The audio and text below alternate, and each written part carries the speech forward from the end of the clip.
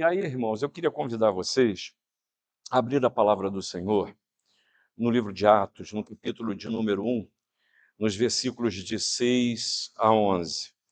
Atos, capítulo 1, versículo de 6 a 11. E você é inteligente, sabe que a escolha desse texto é por motivos óbvios. Nós estamos tratando e falando e celebrando o aniversário desta igreja. E é por isso que estamos lendo esse texto. Celebração de aniversário é sempre muito bom. E é melhor ainda quando a gente é convidado para a festa do aniversário. Para mim é uma alegria estar com vocês no dia ou na noite em que vocês celebram 29 anos de existência. Mas aniversário de igreja é diferente de aniversário das pessoas. Porque talvez alguns pensem que está celebrando o tempo que se está nessa construção, ou se pensa que celebrar o aniversário de uma igreja é celebrar o tempo que existe do CNPJ de uma empresa, ou quem sabe uma organização, mas não, aniversário de igreja é outra coisa completamente diferente. Aniversário de igreja é a gente celebrar o quê? A ação de Deus na sua vida. É celebrar a ação de Deus na sua história. É você refletir sobre o que Deus tem feito na sua vida, na sua história, nas suas vitórias, nas suas lágrimas, na sua alegria, e você poder perceber e, quem sabe, ter a dignidade de dizer hoje, Ebenezer, até aqui nos ajudou o Senhor. E é nesse sentido que eu gostaria que você fizesse a leitura ou a releitura desse texto. Aqui não tem ninguém especial. É gente como você, é gente que tem medo, é gente que não está entendendo o momento da história. No texto que você leu aqui, são discípulos acuados, que Jesus morre, diz que ressuscitaria, e eles estão trancados num lugar sem saber exatamente o que ia acontecer. Alguns dizem que esse momento aqui é um interregno na vida, e essa palavra, por definição, você sabe muito bem. A palavra interregno é aquele momento que existia quando um rei era morto ou deixava o reinado até a entronização de um novo rei. Era esse tempo de suspensão, era o tempo de espera. E é exatamente esse momento que aqui está. O povo trancado, acuado, sem saber o que aconteceria, e Jesus diz: vem cá, vocês fiquem aqui até receberem o poder do Espírito Santo. E esse texto é a continuidade da narrativa da ressurreição e da ascensão de Jesus, que você vê ali em Lucas, no capítulo 24. Mas aqui você vê duas situações ou dois quadros que são importantes que a gente destaque. O primeiro deles é o desejo, percepção do discípulo de que aquele momento, a ressurreição de Jesus, seria o momento político ideal. Seria o momento da restauração de Israel. Por isso a pergunta: Senhor, é agora? É agora que o Senhor vai restaurar Israel? É uma pergunta que eu acho que eu faria. Eu acho que você faria. Quando a gente tem uma expectativa em Deus, como se Ele fosse o nosso herói, o nosso super-herói, que Ele vem para lutar as minhas batalhas do jeito que eu acho que tenho que lutar, com os vieses que eu acho que precisa ter na vida. Senhor, você vai fazer a minha vontade? Tá, chegou na hora? Chegou na hora do nosso grupo ser o grupo vitorioso desse mundo? Chegou a hora da igreja, instituição, prevalecer sobre nós e nós dominarmos as pessoas? Chegou a hora de, finalmente, nós seguimos o Senhor durante o tempo.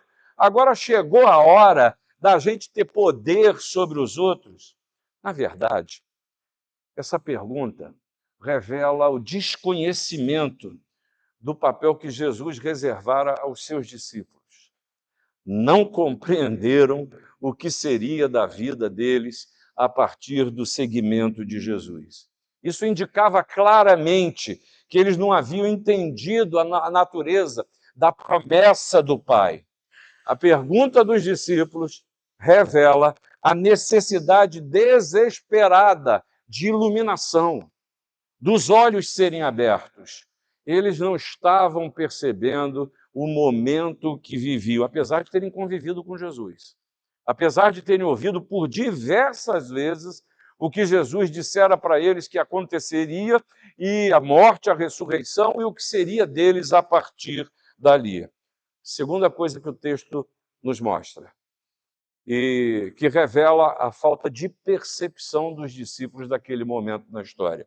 Diz o texto que eles permaneceram com os olhos fitos no céu.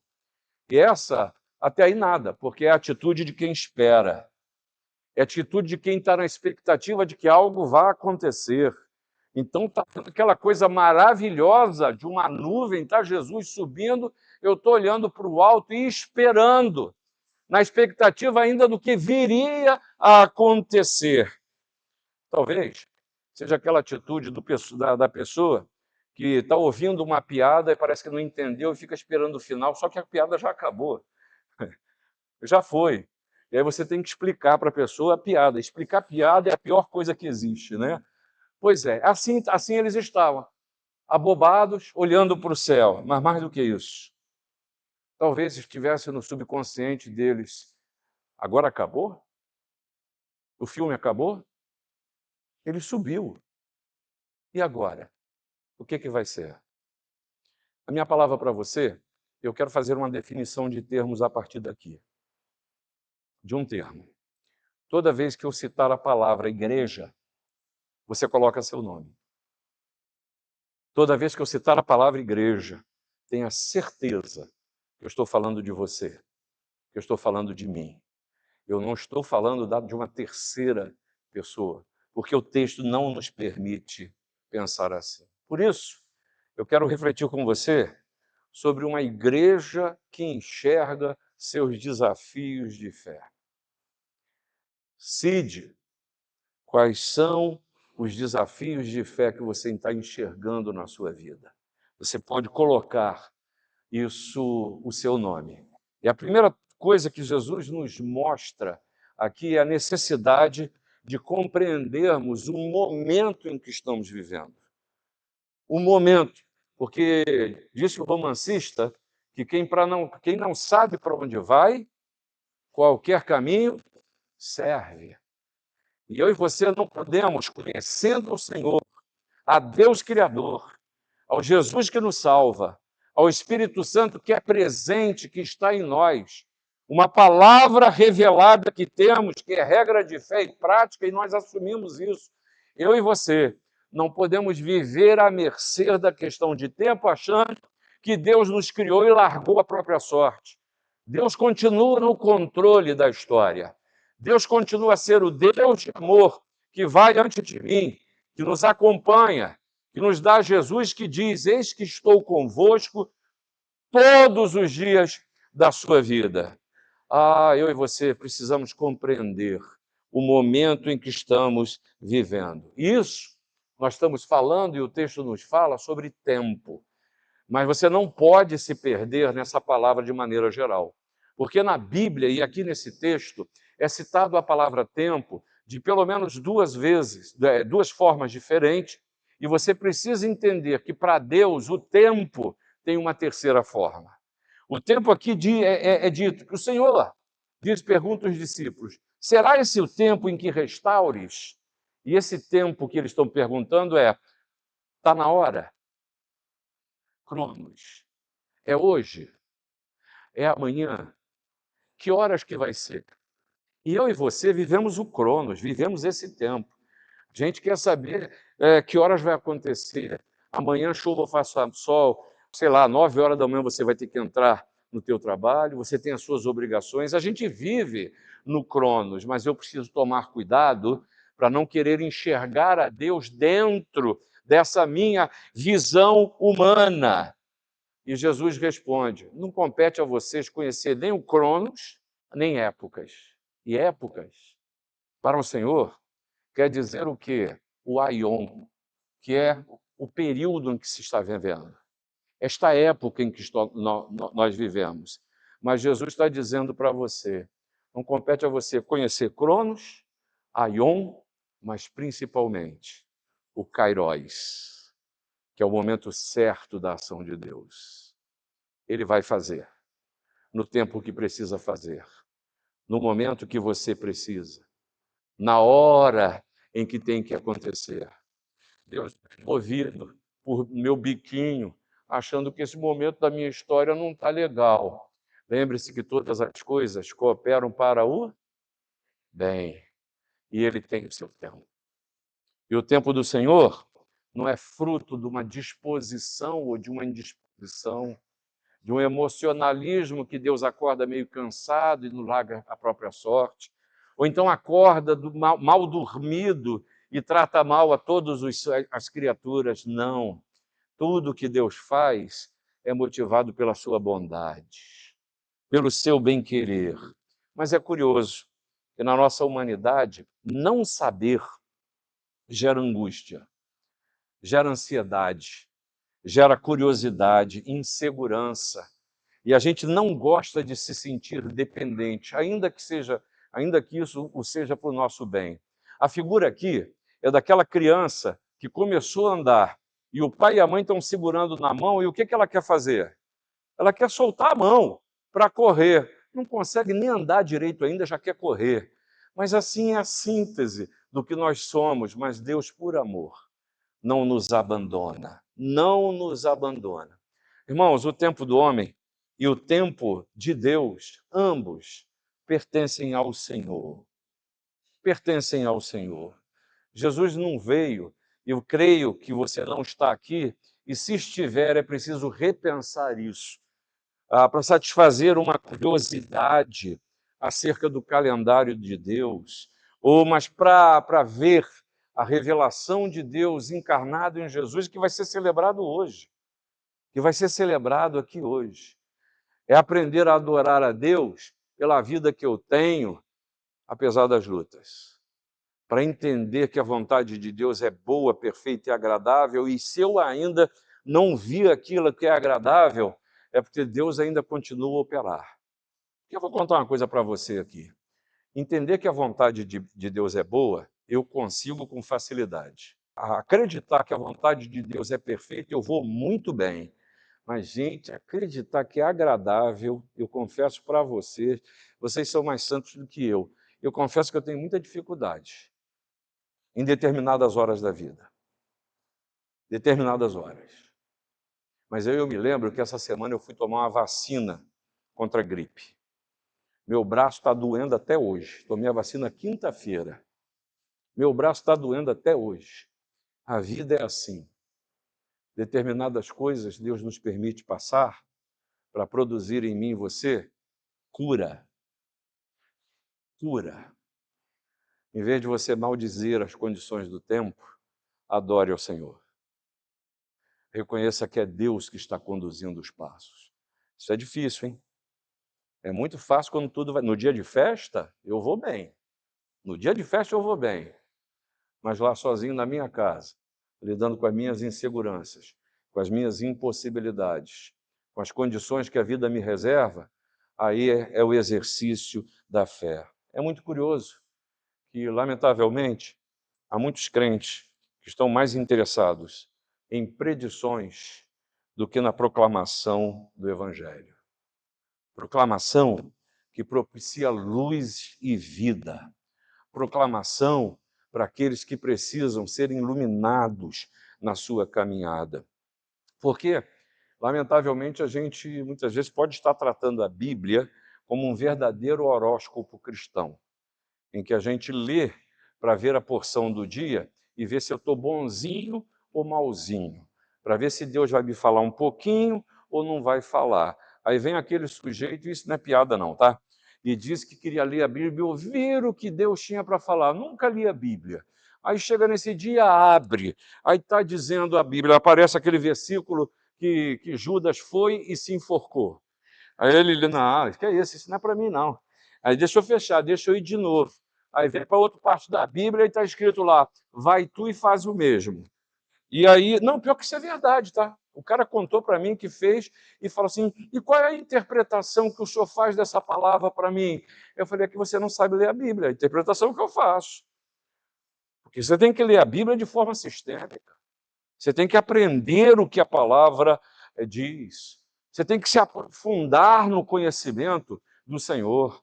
Não basta dizer aquela coisa, né? Eu venho à igreja um pouquinho, leio um pouquinho da Bíblia, oro um pouquinho e acho que está tudo bem. Não, eu preciso conhecer o Senhor que eu adoro. Eu preciso, assim a gente se dá, né? Assim a gente se leva. Eu conheci a Ana Lúcia, ela tinha 13 anos de idade ou 15. Primeira vez que eu dei um beijo nela. É. E fomos nos conhecendo. Passaram-se anos, anos, até que nós ficamos noivos.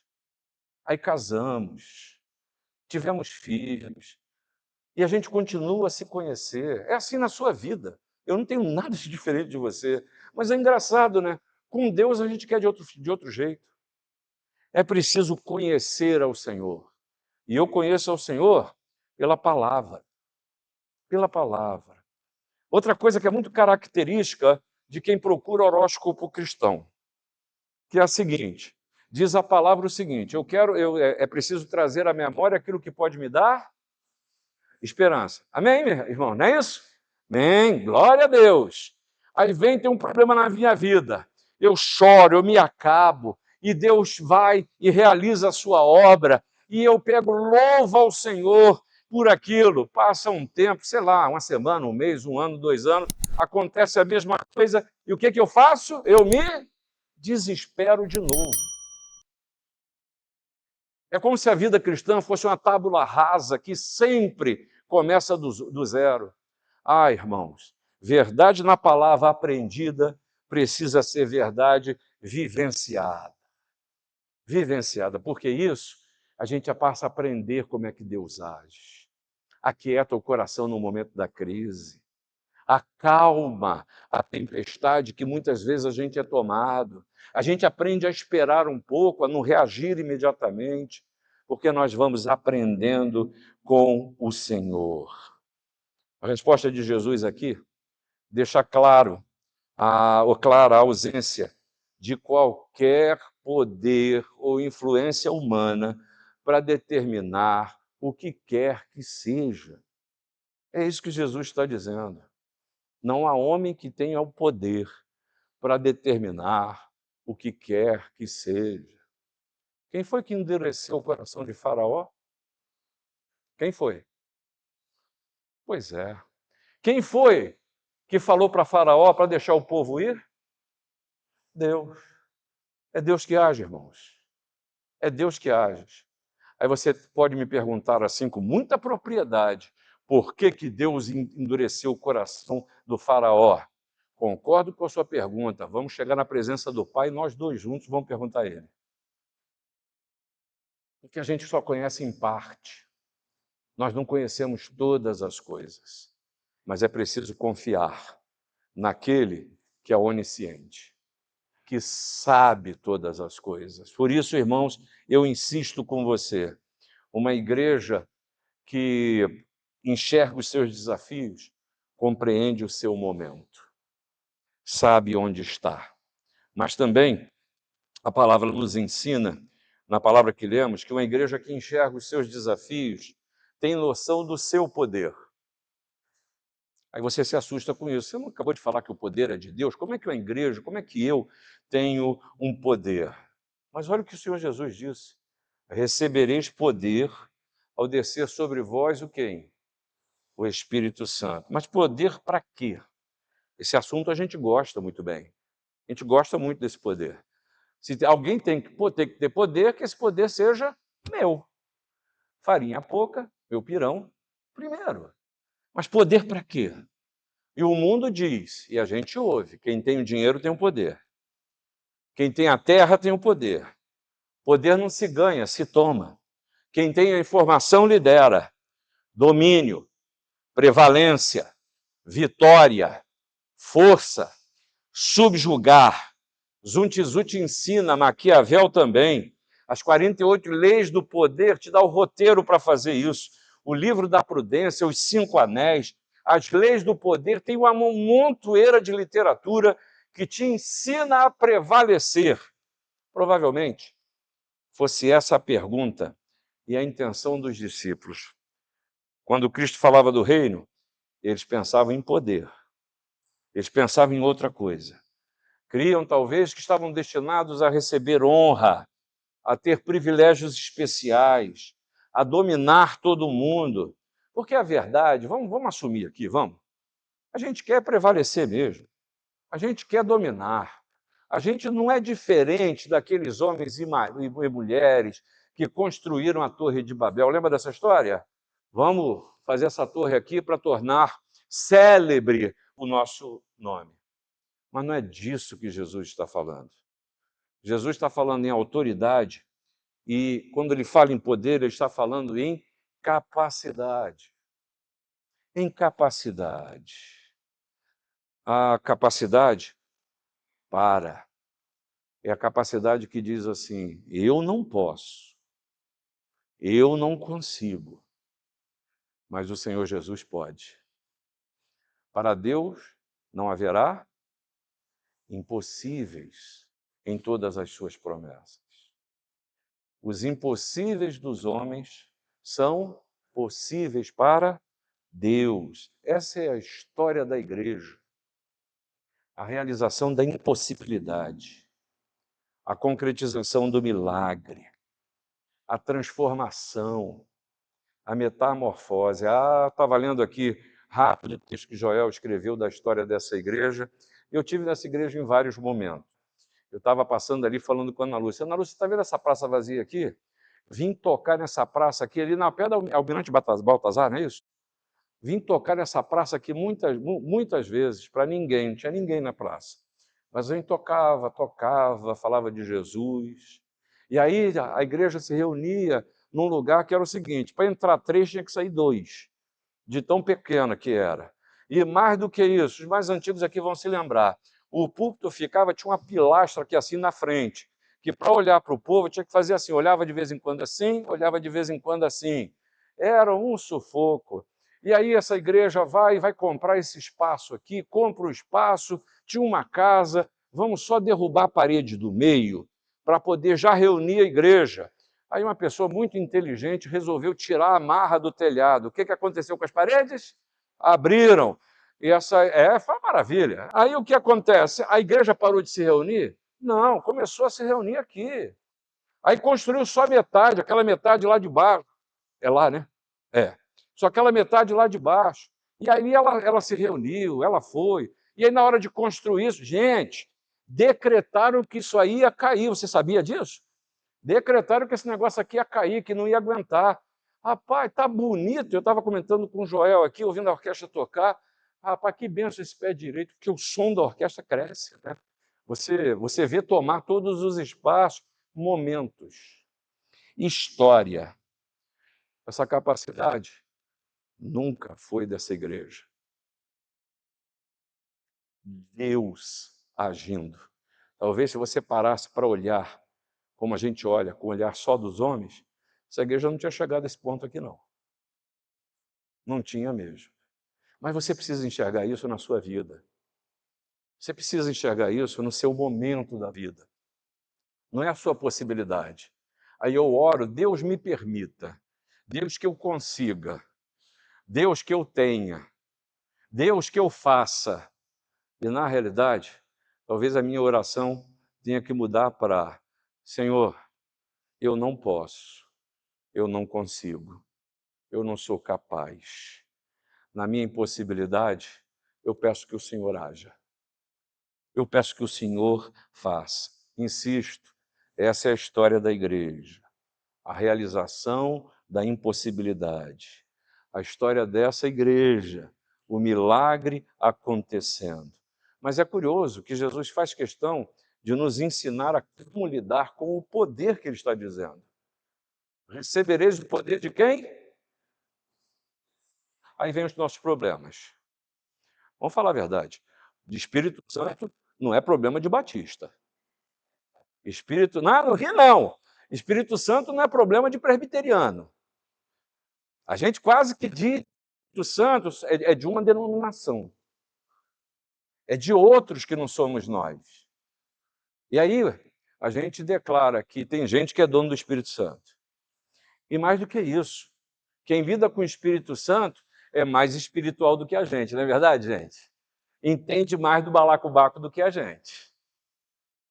E aí é como se a terceira pessoa da Trindade fosse alguém que não é reconhecido como Deus e que não é vivenciado, que não é vivenciado. O Espírito Santo é Deus em nós. O Espírito Santo habita em você.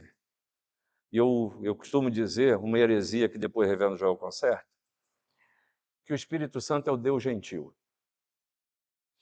É o Deus gentil que fala a você, não grita, não grita. Ele te traz impressões, ele te inquieta a alma. E tem algumas sinalizações que eu começo a aprender como é que o Espírito Santo age. Diz que a paz de Cristo é o quê? É o árbitro do coração, não é isso que diz a Bíblia? E aí eu estou faltando paz e continuo a caminhar. É o Espírito Santo na sua gentileza que está me mostrando que está na hora de parar e pensar. Está na hora de refletir.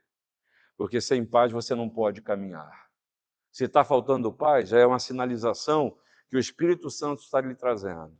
Aquilo que vem na sua cabeça insistentemente, é quase como uma ideia que não sai, olha o Espírito Santo querendo te mostrar, querendo falar.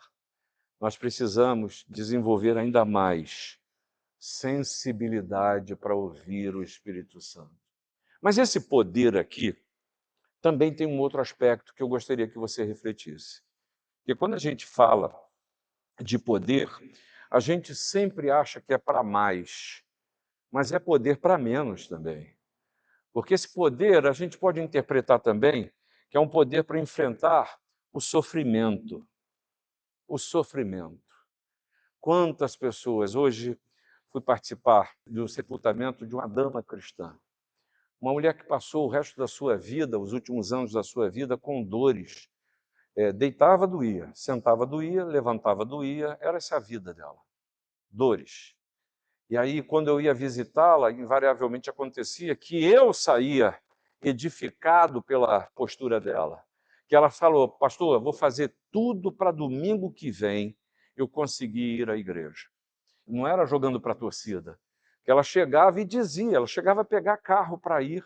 Algumas vezes ela foi à igreja, mas não aguentava ficar o culto todo, porque estava morrendo de dor. Mas ela, o tempo inteiro, uma alegria de viver, uma expectativa em Deus, que eu tinha certeza que quem deu o poder a ela para enfrentar aquilo foi o Senhor. Até que chegou a hora que o Senhor disse, está cansada, agora vem ficar comigo. Agora vem gozar da minha presença por toda a eternidade. Tenha certeza, Deus nos dá poder para enfrentar até o sofrimento. Até o sofrimento. Só que não adianta nada dizer, ou quem sabe criar isso e você ficar repetindo como um mantra para tentar se convencer. Essa verdade ela precisa ser experimentada, porque muito podemos quando somos aperfeiçoados na fraqueza pelo Senhor.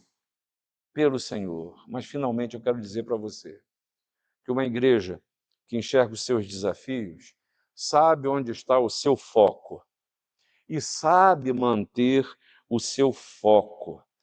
Qual o foco? Os olhos estavam vendo Jesus subir, Jesus sendo elevado. Mas o que os olhos deixaram de ver? Deixaram de discernir aquele momento especial que estavam com eles ali. 2 varões. A roupa deles, aonde eles estavam, a percepção do momento, ela ficou enturvada, porque eles estavam com os olhos para o céu. E a pergunta que vem é essa agora. Para onde estão voltados os seus olhos? Porque essa pergunta suscita imediatamente algumas questões, que é o do seu papel como cristão hoje, do seu papel como discípulo, do seu papel como membro de corpo de Cristo. Onde estão os seus olhos? Que bênção vocês tocarem. Isso é maravilhoso, isso é um dom, isso é um talento que é dado por Deus e vocês estão colocando ao seu serviço. Mas a vida cristã não pode se reduzir só à música. É muito mais. Deus está muito mais interessado no coração de vocês do que na música que vocês fazem. É muito mais do que você vir à igreja nesse domingo, num dia de festa. O Senhor Jesus está olhando para o seu coração e quer ver no seu coração a transformação que Ele quer trazer para que a sua vida seja abundante, porque Ele veio para nos dar vida e vida em abundância. E a gente se confunde com menos do que a abundância que Ele veio nos oferecer. E aí isso eu digo para você, igreja. Como é que a gente vai ser igreja 29 anos depois?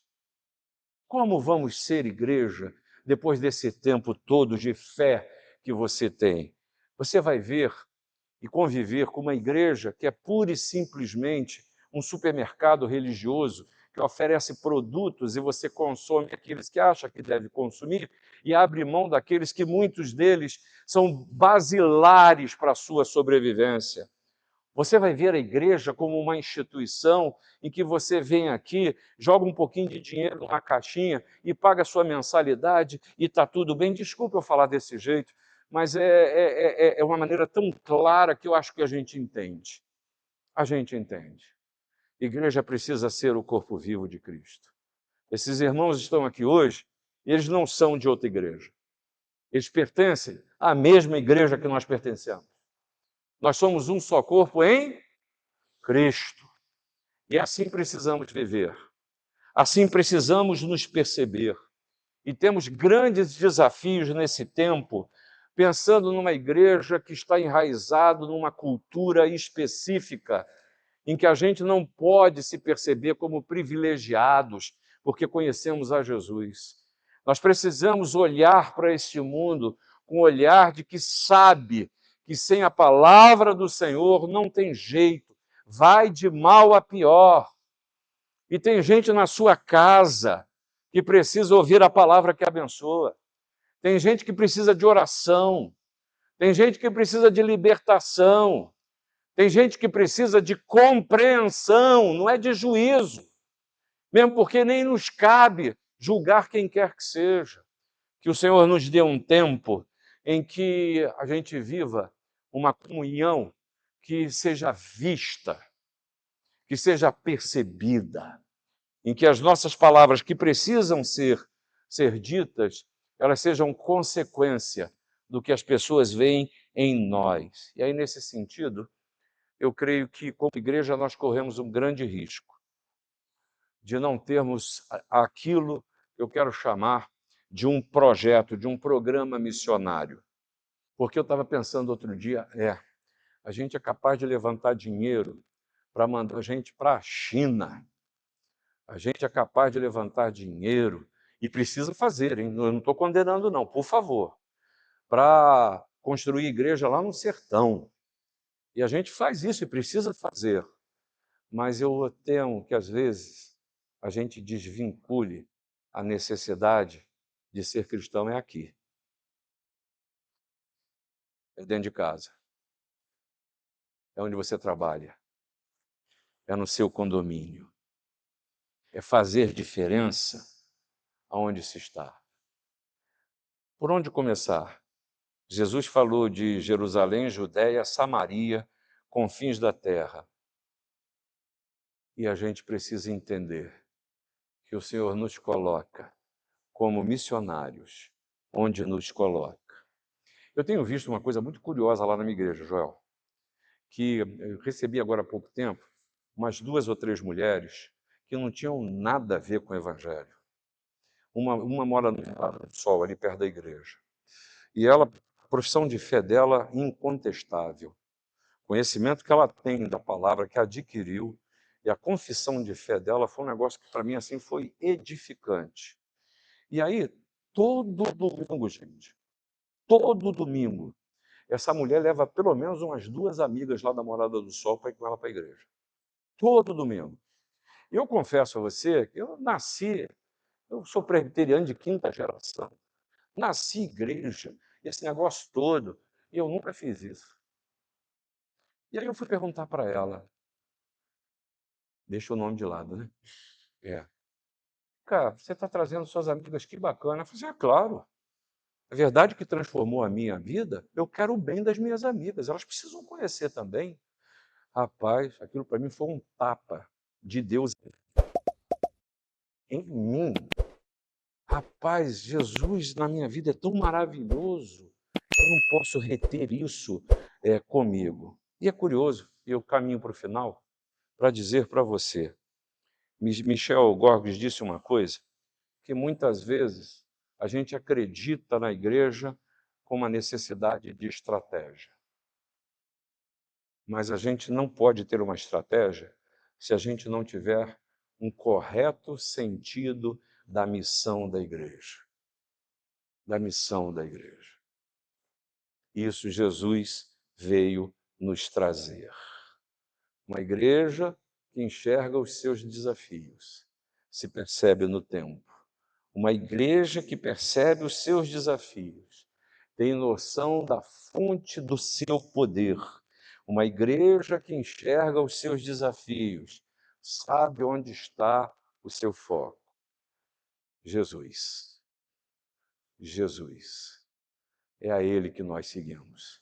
E a nossa oração é que hoje seja um dia de proclamar a fé, de reafirmar a fé, e dizer como cantamos, mas eu sei em quem tenho crido, e sei que é poderoso para guardar o meu tesouro até o dia final. Que Deus os abençoe. Diz a palavra do Senhor. Então os que estavam reunidos lhe perguntaram: Senhor, será este o tempo em que restaures o reino a Israel? Respondeu-lhes: Não vos compete conhecer tempos ou épocas que o Pai reservou pela sua exclusiva autoridade. Mas recebereis poder ao descer sobre vós o Espírito Santo, e sereis minhas testemunhas tanto em Jerusalém como em toda a Judéia e Samaria, até os confins da terra. Ditas essas palavras, foi Jesus elevado às alturas à vista deles, e uma nuvem o encobriu dos seus olhos. E estando eles com os olhos fitos no céu, enquanto Jesus subia, eis que 2 varões vestidos de branco se puseram ao lado deles. E lhe disseram: Varões galileus, por que estáis olhando para as alturas? Esse Jesus que dentre vós foi assunto ao céu, virá do modo como o vistes subir.